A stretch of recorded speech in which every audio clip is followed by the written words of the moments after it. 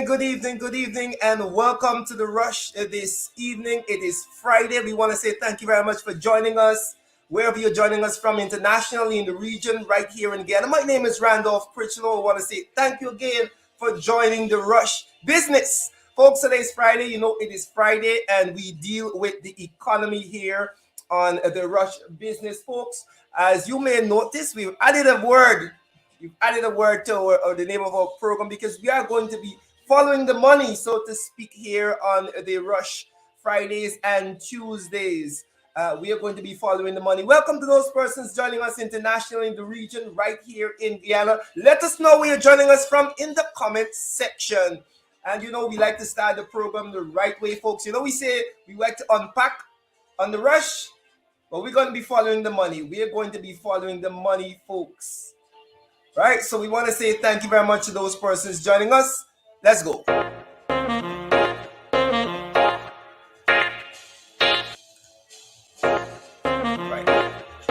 I think we're having some issues with our intro, but we are going to be starting the program off.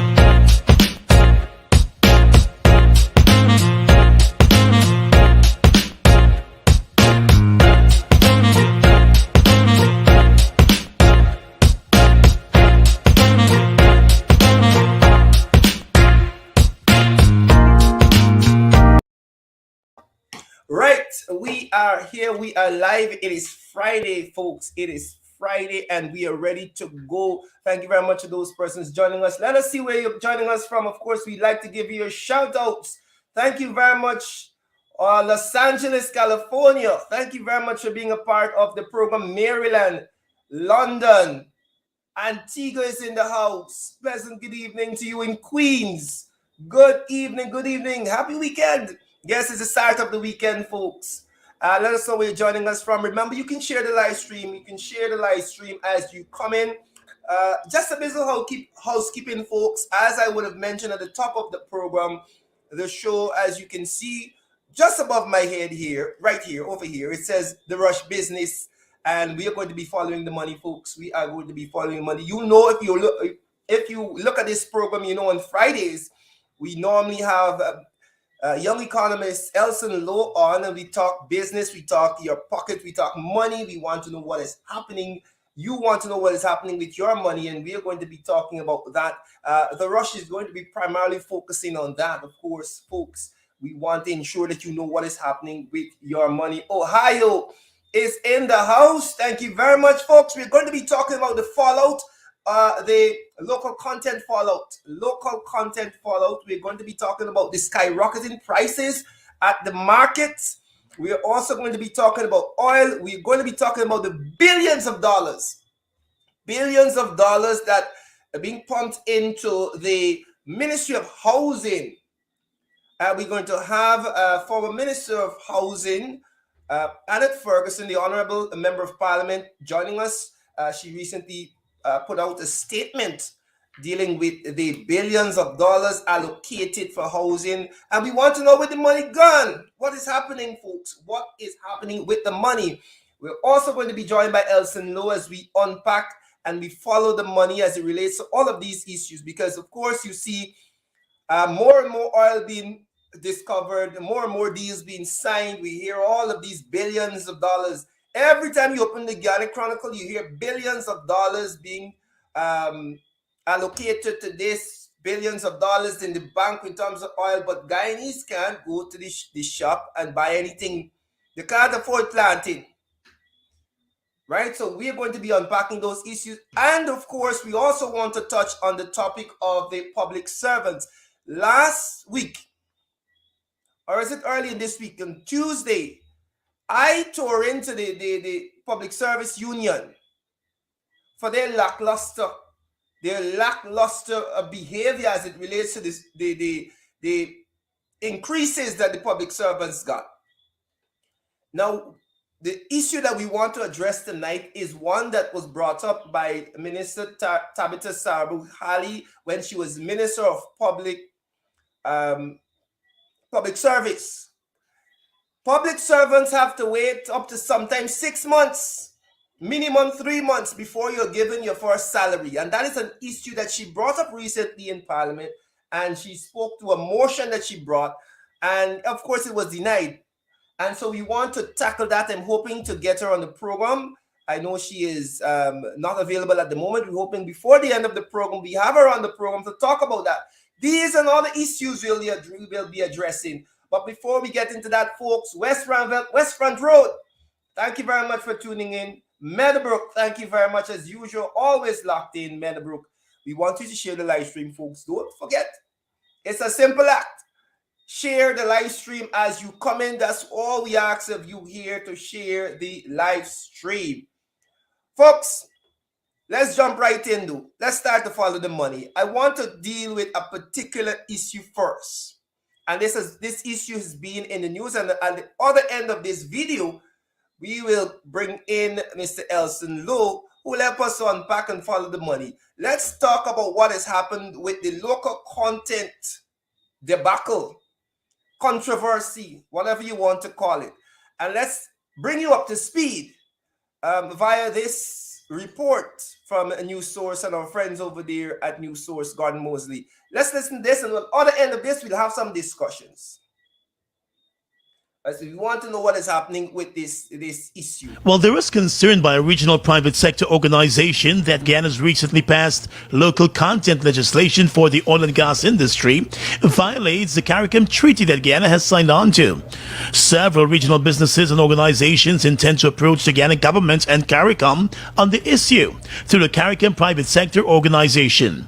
The businesses, which include a large conglomerate in Trinidad, believe that the legislation effectively locks them out from doing business in Guyana in the oil and gas industry and shuts the door on fair trade under the CARICOM Single Market and Economy Agreement. But the Guyana Private Sector Commission and the Georgetown Chamber of Commerce and Industry have both frowned on the concerns being expressed by the regional body. The two local private sector groups were at the forefront in pushing for legislation which allows Guyanese-owned companies to be given full preference in many of the undertakings in the oil and gas sector. In a statement on his Facebook page, the president of the Georgetown Chamber of Commerce, Timothy Tucker, said if the Trinidad and Tobago private sector or government wants to challenge Guyana's local content legislation, it's time that the Guyana government exits the CARICOM Single Market and Economy and review the benefits of CARICOM. He reflected on various instances where Guyanese products were blocked from entering the Trinidadian market or even being shipped through Trinidad. Tucker pointed out that there are over 200 business opportunities for businesses in the oil and gas sector, and he cannot understand why there would be an issue with the 40 opportunities that were singled out for Guyanese to benefit exclusively. He further accused Guyanese who might be siding with the position of the Trinidadian businesses of being unpatriotic. Former head of the Private Sector Commission, Nicholas Degu Boyer, referenced the concerns of the head of a Trinidad-based conglomerate about Guyana's local content legislation. He said the most disrespect he has seen come from those conglomerates that feel a sense of entitlement, the same ones that have ironically destroyed many small businesses over the years. During the debate on the local content legislation, the opposition, while supporting the bill, had raised concern about whether some sections were in contravention of the CARICOM Treaty and other agreements that Guyana had signed on to. The government sought to assure that there was nothing to worry about, but the move by the regional business group could see Guyana being challenged at a regional level over its legislation. Meanwhile, in a statement today, the chairman of the Bihari Group, Suresh Bihari, said that contrary to misleading and false reports in other sections of the media, he was never tasked to advocate for the position contended for by some regional businesses. He said the sum total of his advice to certain entities was that they seek constructive dialogue and engagement with the governments of Guyana and local stakeholders, and to avoid any confrontation or disruptive fallout. He said he was prepared to attempt to facilitate an initial engagement. Mr. Bihari said he supports Guyana's local content legislation, in particular as it relates to the oil and gas industry. He said, like many others, he has contributed to the in-depth discussions on Guyana's local content legislation at each of the many consultations. He said he welcomes the provisions and protections and incentives that are provided for all businesses to invest and grow in Guyana's oil and gas space. Right. Thanks to our friends here at News Source, Gordon Mosley, for that. Folks, we want to break this down for you. We want you to understand what this really means for you and for Guyanese. We have been hearing local content all the time since we hear that we get oil. We start hearing about local content. But what does it mean? What does the local content act now, bill now act really mean for you? And what is really in it? Why are the people in Trinidad and other CARICOM countries so up in arms about what is in that local content legislation? Here to help us unpack that and really break it down for you is Elson Lowe, our resident economist and of course advisor to the office of the opposition leader. Elson, welcome and good night. I'm sure you heard the intro there on this local content issue. Break down for our viewers what is really happening here and why the contention. All right, good to be on as always. We got quite a storm brewing on this particular issue, but it was a Yes. bit of a predictable storm, wasn't it? Yeah. You know, Yeah. as the video would have mentioned, the opposition did raise some concerns, and really it's about a couple key things. The first is that the way that the local content defines local is Guyanese only. The Yes. second is that is tied to 40 sectors where you can have only Guyanese involvement. Now, just to start, I would say that I can understand a lot of Guyanese. You know, we've had rivalry with various other members of CARICOM over the years. That's understandable. But, I think, first of all, if a legislation is passed, and within, what is it, a week, 2 weeks, you're already seeing uproar across the entire Caribbean. Clearly, the legislation was not prepared properly. And so I Yeah. think the PUP, first of all, needs to acknowledge that they did a poor job, and as a result, we're now seeing some serious concerns. I Yeah. think, when you look at what local content is really intended to do, it is intended to stop, as an example, companies from Italy and France and, all corners of the world being involved in your industry. Not necessarily your neighbors who are part of the same community as you. And so I think that's why we've seen a lot of Trinidadian businesses involved and so on. Uh, Yes. yeah, so I think that may be where the government really made its mistake. But what I would say is, I think this mistake is a predictable mistake for this reason, because they're focusing on what these organizations like the Private City Commission and the GCCI are advocating.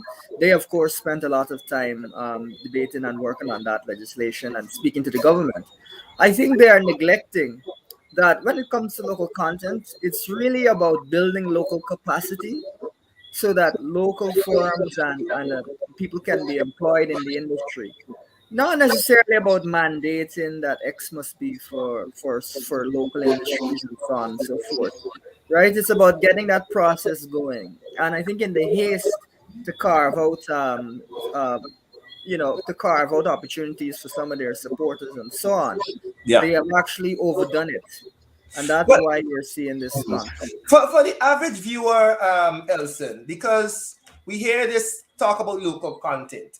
My understanding is the local content legislation Mhm. provides for specific areas, and just for Yeah. the average man out there, what this is intended to do is look, they around the oil sector, there will be a lot of jobs opening up, a lot of opportunities, whether it's in transport, security, for food and beverage providers, all manner of different things, opportunities opening up around oil.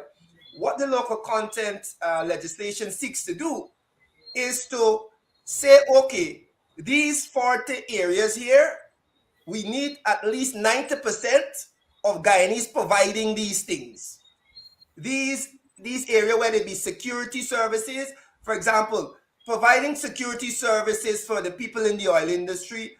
You're saying, look, 90% of the security provision must come from Guyanese providers. And it picks out certain areas and opportunities that need to be exclusively for Guyanese. And I guess the people in CARICOM have said, wait, what about free trade? What about fairness in the market? And I guess this is where the uproar is coming from. Am I breaking it down correctly for our viewers who might not understand?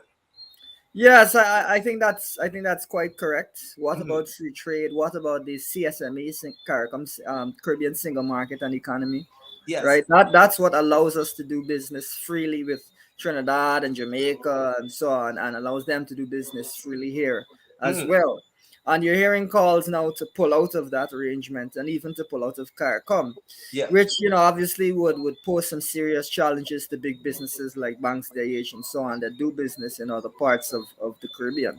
yeah, But it is also perhaps ironic that after all the involvement during the election period with the CCJ, that some of the same voices are calling for us to pull out of CARICOM altogether. yeah. So that seems to me to be very ironic. This is a ticklish thing for me. Yes, and because you want to ensure, because we've been calling for this. This is something that is needed. And as you said, I want to get into this thing about the overreach of the legislation. But Mhm. we've been calling for local content. We are part of the CARICOM. We know what is expected of CARICOM member states. But isn't it? Let's look at it from a purely nationalistic sense. Isn't it in Guyana's interest to protect uh, those sectors, to ensure that Guyanese businesses take those opportunities? No, I completely get where you're coming from, but I think that this really ultimately is a failure in diplomacy and a failure in crafting the law. Yeah, Because if you certainly would have to anticipate that there'll be resistance if you pass a law that's going to exclude Caribbean countries. yeah, Now, if you're going to do something like that, you need to engage in diplomacy with your Caribbean neighbors to kind of smooth things over so that we don't engage in any kind of misunderstanding and increase tension. I don't think that that was done. I think a law that really is just there to serve a lot of the supporters of the PVP was put in place because they're under a lot of pressure to put in place that law. Now, as a result of that, we've got this crazy situation where several organizations, I think including the CARICOM Trade Secretariat there, yes, that body is actually looking at this law and considering whether to challenge it altogether because they see it as definitely overreaching.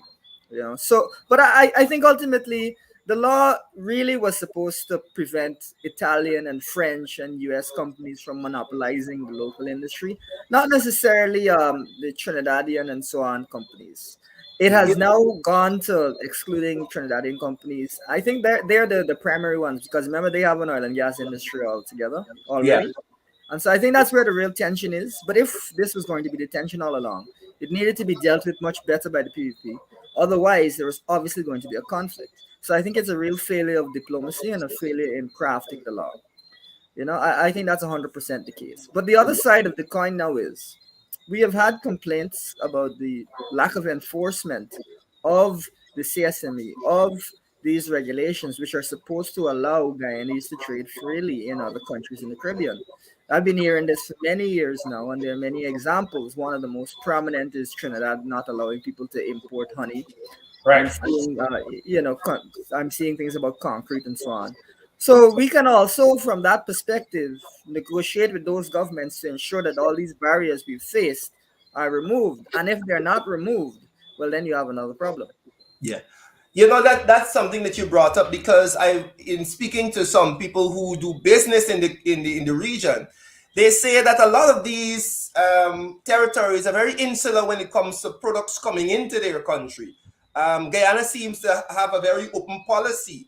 We have our indigenous companies such as Banks DIH who are being put in direct competition with Buster, or some drink coming from Brazil or Trinidad or Grenada, wherever it is. Suriname as well. Yeah. Right, right. So how, because we've been dealing with this, and they have taken steps. Other Caribbean countries have taken steps over the years to kind of protect their industry. So now that Guyana has this thing in place, I'm playing devil's advocate here. Why Yeah. is it? What is the uproar? What is the uproar? Yeah, I completely and that's why I said at the beginning. I think it's very understandable that Guyanese would feel annoyed that the Yeah, Trinidadians and the Jamaicans and so on would come up and say now, oh, we need to be involved in your economy when they yeah, put up barriers for some time. yeah, I can definitely understand that. But I think the other element of it, and ultimately oil and gas resources and the development of those industries, it's a very ticklish issue which has to be handled carefully And one of the most important things, which we talk quite a bit about, is we don't have necessarily the industries built out in Guyana yet to fully support. And there needs to be training. We need to develop our businesses in order to meet these capacities. Yeah. Now, I think what the PVP has done is they've not put much of an emphasis on training at all, not put much of an emphasis on capacity building and on building out these companies locally. Rather, they're relying on mandates to try and push things forward. Yeah. Because just as we've discussed previously, the Gold Scholarship Program, while it is a good program and we're happy to see people get scholarships, it did not emphasize oil and gas. It was not a oil and gas focused scholarship program where the majority of the courses offered were oil and gas, and you barely had one or two in other areas. It was a wide program. And I Yeah. think that now was a missed opportunity to refocus a lot of the training. Even at the University of Guyana, we could have had much more robust programming to have a much larger number of people having oil and gas training. And as a result of now not putting in place these types of things, they're relying on a mandate which is heavy-handed. And so they're approaching the problem in the wrong way, and that's why they're finding themselves, as we say in Guyana, tie up. Yeah, yeah, definitely. And as we talk about oil and gas, Elson, let's segue into the money that is coming into this country, or into the coffers of the government from oil and gas. We had that natural resource bill, which gave them the authority to take out X amount of money, and all that. We had that conversation. But I'm picking up on a report coming out of the Guyana Chronicle, where it says that direct earnings from oil and gas sector climbed to 607.8 million US. 607.8 million US. A lot of money, I might say. A lot, right. Six 600 and is 600, how much? 607. 607, yeah. 607.8 million US dollars is directly in the hands of the Guyanese people, so to speak. But it's in an account. I want to mirror that. I want to juxtapose the Guyana Chronicle saying that we have X amount of money in this thing with what is happening on our streets and in our markets. So let's jump straight into this next report. And on the other side of this, we'll discuss the divide, the disconnect. Right? Let's go. In the APNU AFC coalition has issued a call on the president to institute additional measures as a matter of urgency in order to address the constant rise in food prices. In a statement today, the party said it has noted the cries of the Guyanese people in relation to the high food prices, and therefore the president should act swiftly to remove duty on all fertilizers, introduce temporary price ceilings to curb the constant rise in prices, introduce consumer food subsidies, and increase public sector workers' wages in order to cushion the effects of the high food prices. The party said basic food supplies such as milk, cooking oil, plantains, and bread have rapidly increased without any clear indication of reduction or stabilization. The party also said Guyanese must not have to choose between eating or starving because the prices are exorbitant, and noted that the situation is becoming deeply concerning and even worrying. According to the PNC, at every sector of the society, cries of housewives, small business owners, and Guyanese in general ring out in desperation for the government to fulfill the mandate of insulating the economy during the pandemic, and from opportunists who seek to take advantage of consumers. The PNC wants the government to swiftly implement a plan of action to bring redress, given that it was established the sharp rise in the cost of living is likely to continue since the global economy has been hard hit during the pandemic. 607.8 million US. More deals being signed. And Guyanese can't afford to buy plantain. Elson, what are because in the report, you said the PNC in the statement said that measures should be put in place. What can be done at this point in time to ease the stress people are going through? What are your thoughts on the divide? Because we're hearing Well, all sorts of money. Go ahead. Well, one of the things I like to refer, I like on these shows to refer to conversations we've had before to show people that what we've talked about is exactly what's coming to pass. Yes. Didn't we say that if oil revenues are not managed well, people's standard of living will fall, people's lives would get harder, not Yep. easier. That's something that we said months and months and months ago. And that is what is actually panning out, because you're seeing huge earnings, 607 million, and I think Guyanese should always keep an eye on the oil price. Right now, West Texas crude is now up at $84, $85 a barrel. That's not, So, that's good. oh yeah, it's good. We making money, but Yeah. the benefits are not being passed along to the average citizen, rather the costs, because we're seeing prices through the roof, but we're not seeing the income seeing redistribution to ensure that everyone is benefiting from this, Yeah. and so I think the opposition has put forward some good proposals. One being, cutting that duty, as was mentioned, on fertilizer. I think fertilizer is one of the key reasons prices are higher. But some of the things I really want to emphasize is that there's been a call to provide cash to small businesses to help them to expand, to provide facilities to help those producing in the agricultural sector to expand, those producing in areas where we can grow more to expand, so that we get more food being produced, so that we can have some more supply, and hopefully that will help to push down the price. Yeah. Because a lot of the supply, I think, in Guyana was cut off after the flood and after COVID. Those have been major hindrances. So if we can get more producers producing more, then we'll help to push down that price, because there'll be more available, vendors can charge less, everyone will be in a better situation.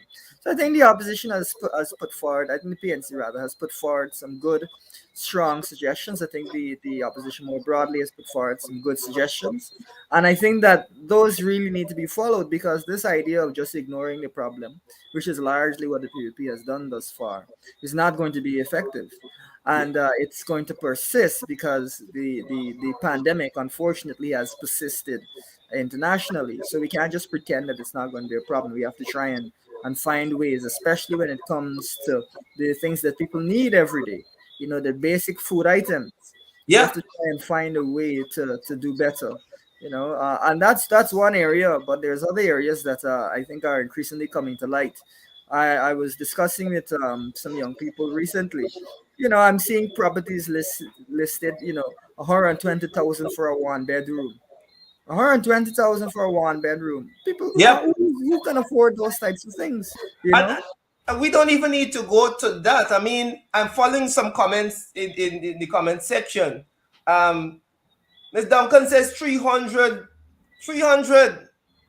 for bottle of oil. It was, now it's $700. Yeah. And again, we're keeping this picture up here because it says on the 14th of January. This is yesterday. The 14th of January. The Guyana Chronicle, the state newspapers, proudly put up that we get how much? 607 million US dollars from direct earning some oil. And Ms. Thomas in this comment is asking, where is the money going? And it speaks to the policies and programs of this government, in that we hear all of these big monies and we don't know where they're going. How is it that we can be so boastful that we're collecting all of this money and the people in the market can't afford to buy anything? Your thoughts? Yes, absolutely. And that's the thing. The money is coming in. Where are they going to spend it? It doesn't seem like they're going to spend it on relief or on expanding production, so that we get a cut in this inflation. What we're hearing them say instead is, brace yourself. There's going to be higher prices. These high prices are not going away. You're not hearing about some sort of a cash grant program that will help provide relief. I think even if citizens were provided $50,000, each working citizen was provided that would compensate for the inflation that we expect. For every person that's earning minimum wage, right? So there's things like that would be very helpful. But we had a measly one-time 25,000 over the course of the entire pandemic. This pandemic is now going on to 2 years. And you mean to tell me we had one $25,000 grant in cash grant in this entire period of time? Meanwhile, prices are going through the roof. What is going on? Where, as she said, is this money really going? And of course, the PPP has been borrowing. They've been borrowing against the money, so they're spending. But where are they spending? Where it's like the money is falling into a hole, and we don't know where the money is gone. And I think that's probably the question that your viewers should ask themselves: is where is this hole located? or in whose pocket might this hole be? Because clearly money is being spent and no results are, or not adequate results are coming out of it.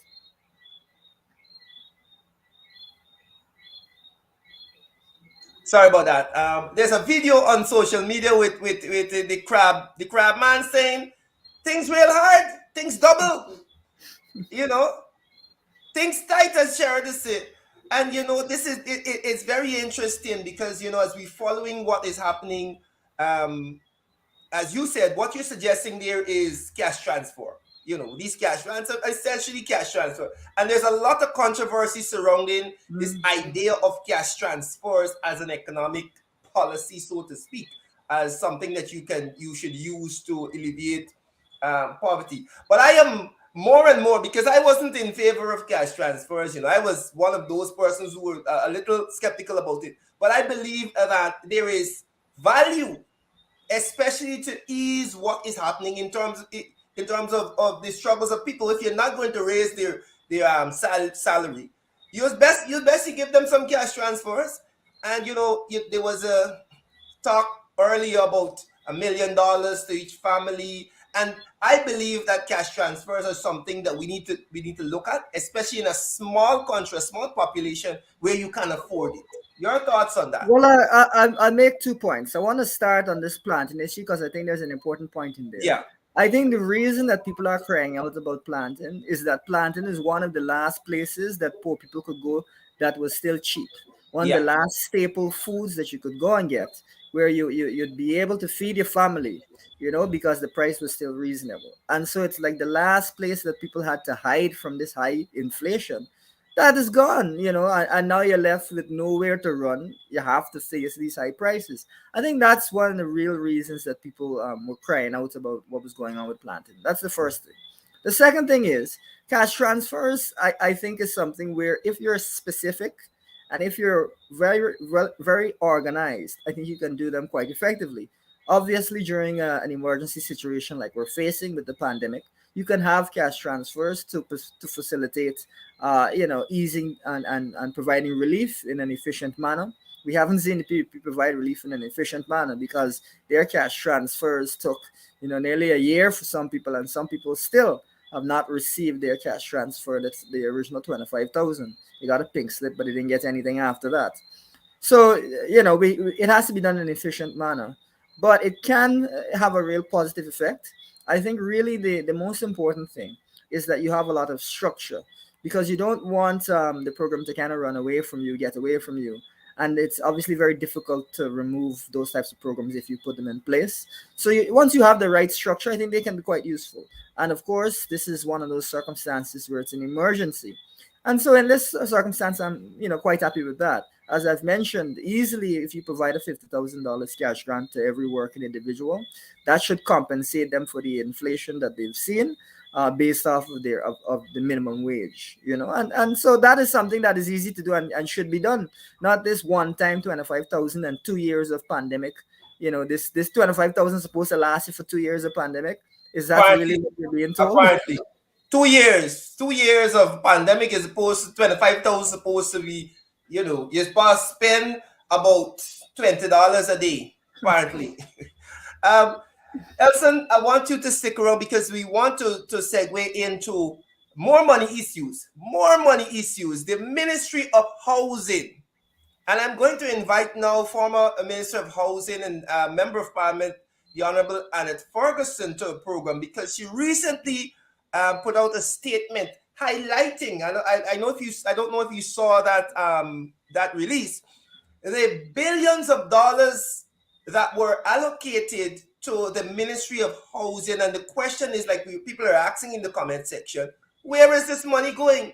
Are we seeing the benefits of these billions of dollars? And I want her to be able to explain exactly what we're talking about. So we're going to welcome her now. Former Minister, welcome, welcome.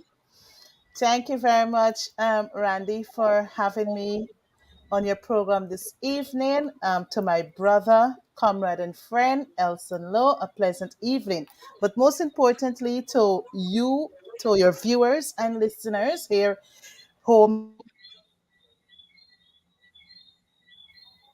in the United States, Canada, and Mexico. here in Guyana, and to them all, and also to take this opportunity to extend happy New Year's or best wishes for a productive and successful 2022.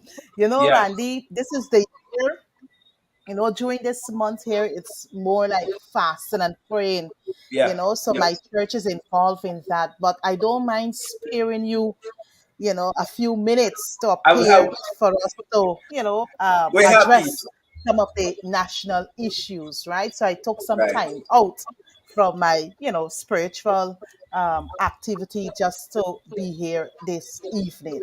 So Thank that's why you. I haven't been making much public appearances over these last few weeks. It's as a Okay. result of that, and it's up to this month end. So let me Okay. hear you, my brother. Thank you very much. Thank you very much for that. We're happy that you're making a special effort to tell us what is happening. Now, the release that you put out the other day speaks to billions of dollars allocated to the Ministry of Housing. Break down the issue as to what is happening there and why the concern about these monies. All right, thank you, Randy. But even before I go there, Yeah. I think early up on the program, I must commend both yourself and young Elson for breaking down the whole issue as it relates to the local content. And yes, Yeah. the opposition, we did share our concerns regarding this legislation because Guyana in the Caribbean, I think Guyana is the only country that has passed a local content legislation. When we were in government, we devised, a policy, the petroleum policy. And, Yes. Trinidad, who is big on oil production, they don't have a legislation, they have a policy. So Yes.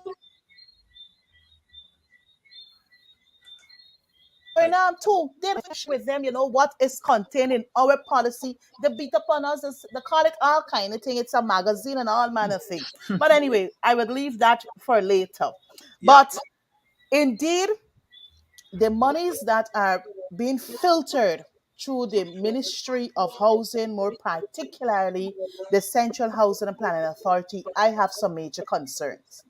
I have asked a series of questions in the National Assembly, and the kind of response you would get from a minister of the government, asking you, oh, the monies were actually a consolidation of the subvention, government subvention, and also they call it again, and from the housing funds. But Randy, let me go back a bit. For 2021, when the budget was passed on March 4th, 2021,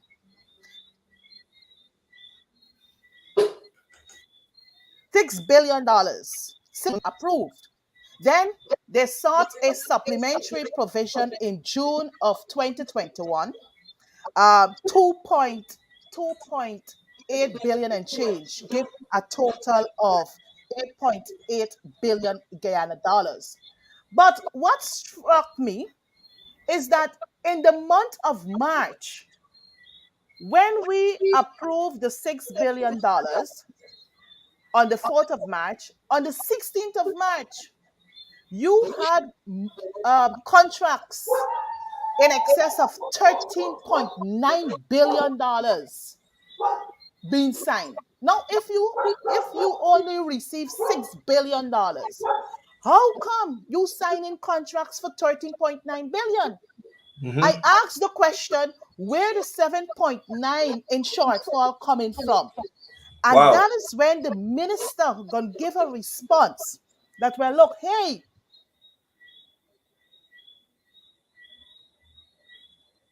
it was as a consolidation of the subvention, and also from the housing funds. Yes. But let me share this with you and your listeners. Subvention, when government ministries are given subventions, it's not for huge capital projects to build roads and all manner of things. Subvention in most cases are used to pay salaries. So Mhm. last year in 2020, the ministry, sorry, in 2020, yes, the Ministry of Housing, Central Housing Planning Authority received 700 million for Wow. subvention. Wow. And when I asked the question in 2020, September of 2020, what the 700 million will be used for, I was told it will be, well, myself along with the colleagues in the National Assembly, we were all told, and it's in subvention, will be paid for salaries. You Mhm. hear? Will be paid for salaries. Now in 2021, because remember the books would have closed in 2020 December. So therefore starting afresh. So in 2021, you got a capital sum, an initial capital sum of $6 billion for infrastructural development that will do, roads, maintenance of roads, various housing schemes, right? Yes. That's one. In June of 2021, they received an additional $2.8 billion, bringing it to $8.8 billion. When we came out from recess, in December, of 2021, they further asked for 7 billion Ghana dollars. So when you add the 8.8 billion plus the 7 billion Ghana dollars, which was approved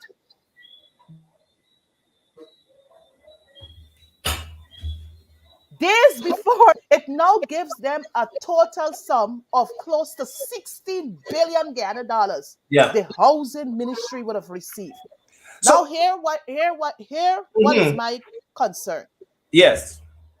In December, after the 7 billion was approved, on the 21st or the 22nd of December, you had contracts, 12 different contracts were signed with for $13.3 billion. So if we to add the $16 billion plus the monies that were actually used for contracts, which is the 13.9 billion plus the 13.3 billion, it would give you close to 27 billion Ghana dollars in contract alone through the Ministry of Housing, which would give us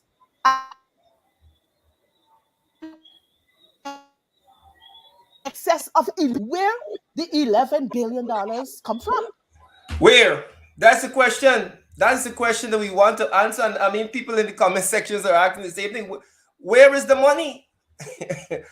Minister, I'm happy you're asking these questions. I am sad that we don't have a lot of time left on this program, though, because these are important questions. I believe that on Tuesday we need to dig into this issue a little more, right?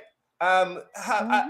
I know that you, in your capacity as MP, would have put these questions to the minister in the house. And quickly before we invite former Minister Tabitha Sarabuhali, what were the answers that you got in Parliament? The answers that I receive, they the monies, when I asked concerning the shortfall of the $7.9 billion, I was Yes, told by the minister, um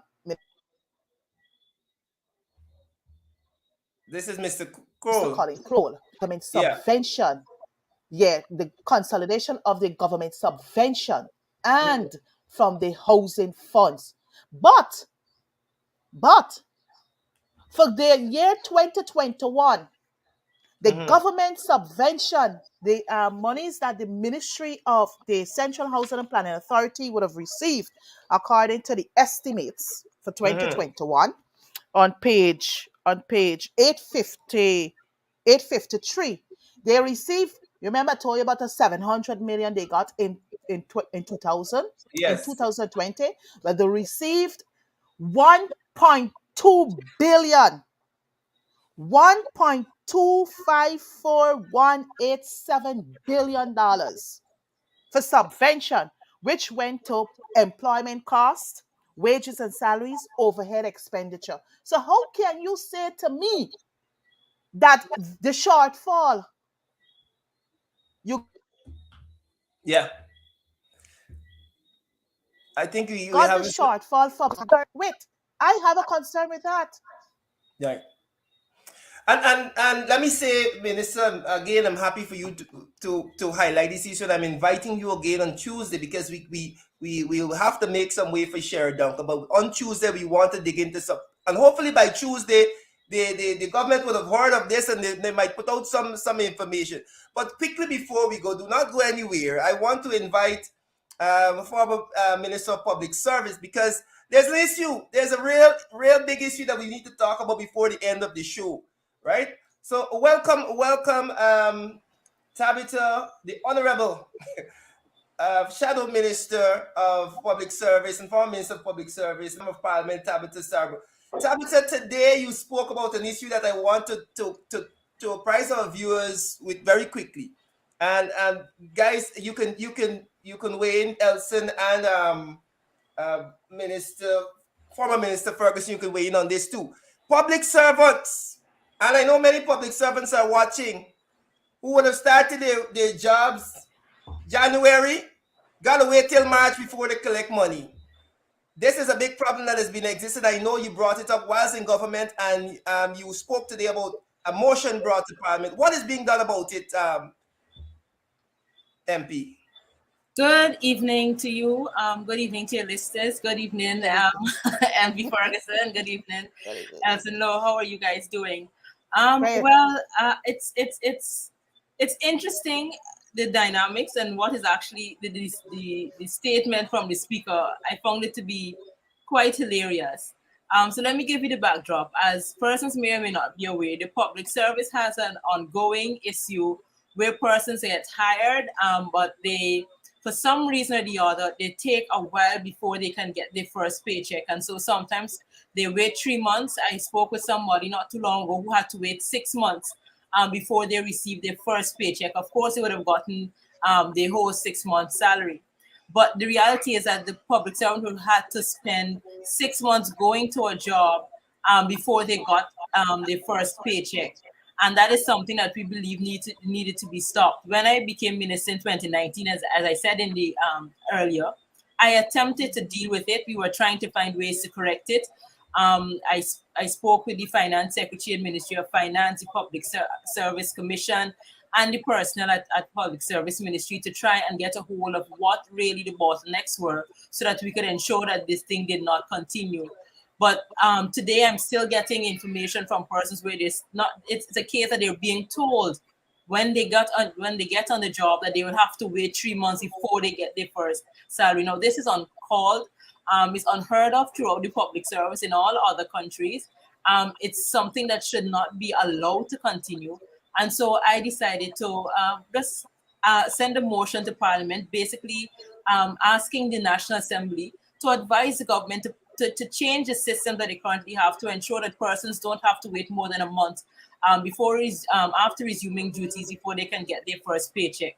The speaker didn't seem to think it was important enough. He responded saying to me that there is no policy or law concerning the length of time newly appointed public servants have to wait for their first month's salary, and so he's disallowing it. Now, I find this appalling. If you know that public servants are waiting over 3 months for salary, won't you want to do everything in your power to ensure that this thing doesn't continue?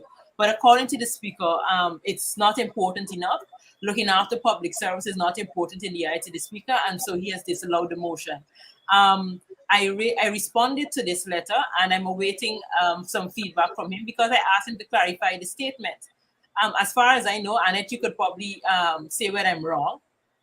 If it is that if you send a motion to Parliament and there's an issue with it, I think the speaker should at least say this party, the standing order, it's in conflict with a particular party, the standing order. So, or if you need to tweak it so that it could be in alignment with the standing order. He did no such thing. He just said he's disallowing the entire motion. And so I asked him to basically give me some guidance as to which aspect of the standing order the motion is in conflict with so that I can deal with that. So that's where it is at this point. But I thought it's important enough to bring it to the public, so that persons are aware of the type of issues that MPs have to deal with the current speaker in the National Assembly. Yeah. I want to bring in Elson here before we go and then come back to MP Ferguson. Elson, something that MP Sarbo would have brought up in our video today is that the hardships that public servants would have to go through waiting on this thing, they have to go to work every day.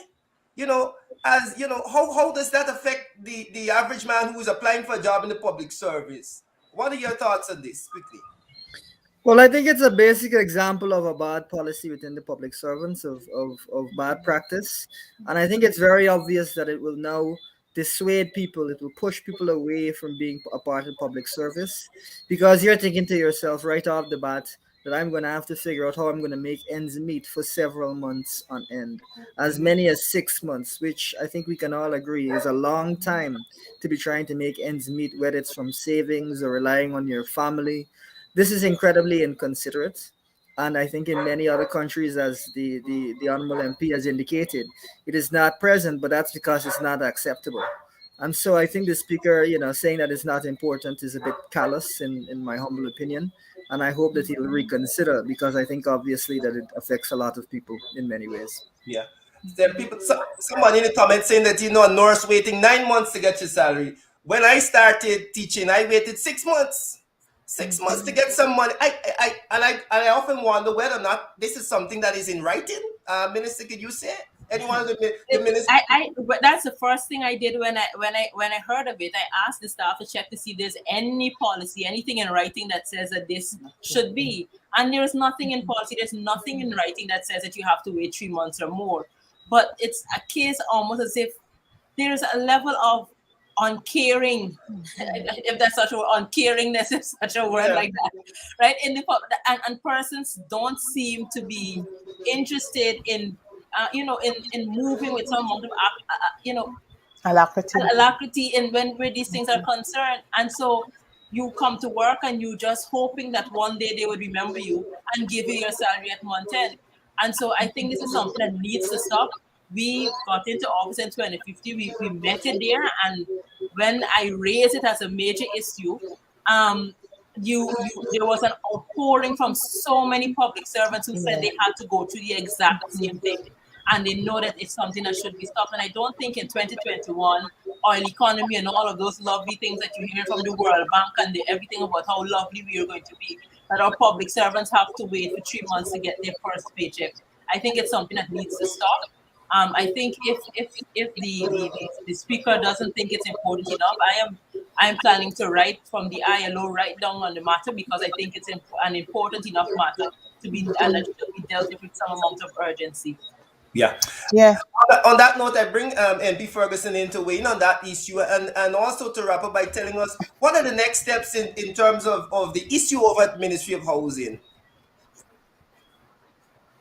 Okay. Let me just briefly touch on the situation that my colleague raised. Look, we got to remember that public servants are the key players in the public sector. They are the heads and shoulders that get things going, make the ministers ensuring the policies, the programs, and everything are implemented.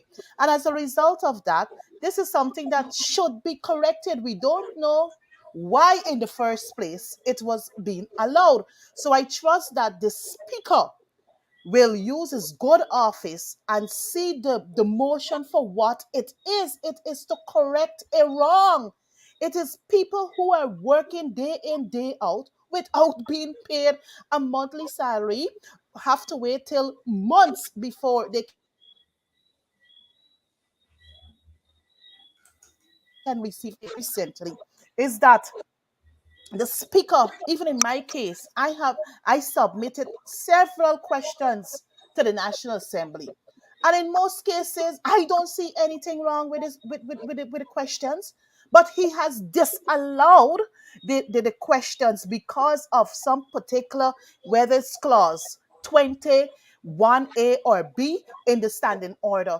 And I had to write to the Chief Whip this earlier today, and I said, look, this thing gotta stop. Is either if he has issues with the question, before disallowing the questions, what he should do is seek to engage the MP so that we can have whatever corrected, rather than just trying to throw our questions out.